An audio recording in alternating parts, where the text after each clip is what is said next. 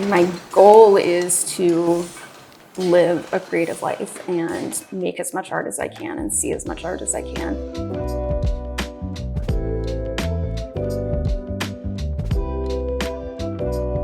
Hi, I'm Nicole Lissenden. I'm East Fork's head of design. I'm Alex Matisse, East Fork's CEO and founder, and we're here to have a conversation about making art. You played such an important role for a long time at East Fork. How's that evolved? When you came in, like, you didn't have experience necessarily as an art director. Yeah. That feels like that was a talent that suddenly was like, oh, yeah, I'm also good at this. How's that sort of evolved? I think a lot of it started with Connie, honestly. Like Connie inviting me into some of those moments and photo shoots. I think I thought art had to be serious up until then. I think I thought that if it was good, it was serious. Right. Yeah. I think Connie really gave me permission and modeled, no, you can be silly and it can still be good. You can be playful and it can still be good. Yeah. It's in real time, you know, you can't agonize over it. You can't go back and change it, and you're creating in the moment, and then it's done. That's really super liberating for me. So I definitely lost. I get lost. Yeah. Which is the goal. Yeah, totally. Totally. Yeah, you have your work at East Fork. You have your work here. Do you maintain both? Do they each get sort of watered and nurtured, or do you feel like your 9 to 5 is all encompassing? How do you move through that? I think I had a goal to really try to wall off my work life and really try to make an art practice of my own.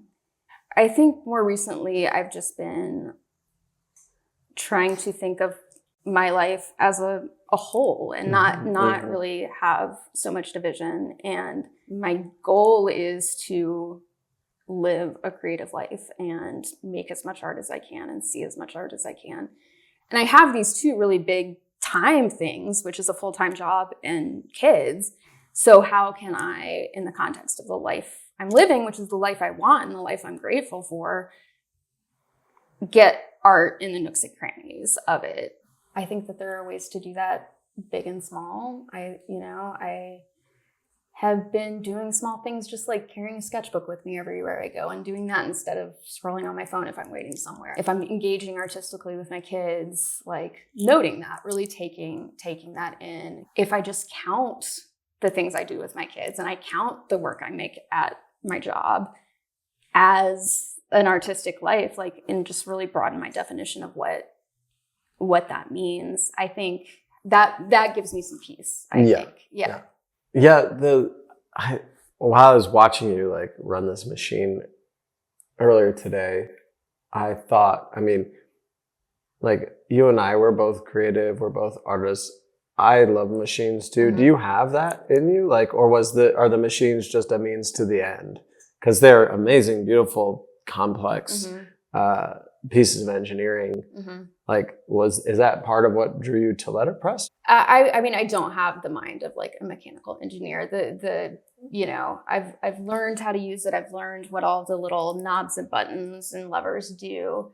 I was a painting major in college, and I think just incredibly burnt out from that. Well, I was drawn to printing because I was multiples. I can make multiples. I can make something and send it to everybody I just really liked that element of it coming off of the oil painting kind of track. Right. Yeah. I want to talk a little bit about the seasonal colors. Everybody loves the seasonal colors. We've got this devoted group that can't get enough. You have a line of cups there.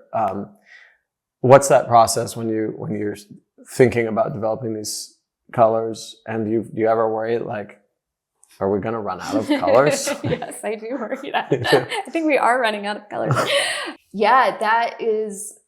It's generally a process that starts away from my desk, out in the world, looking at art, being in nature, and just kind of, collecting those notes, soaking it in. I can come back and put them together and make mood boards or visuals around them that I can then translate to other people. But for me, it starts making sense when I'm just feeling open and Yeah. in my time off.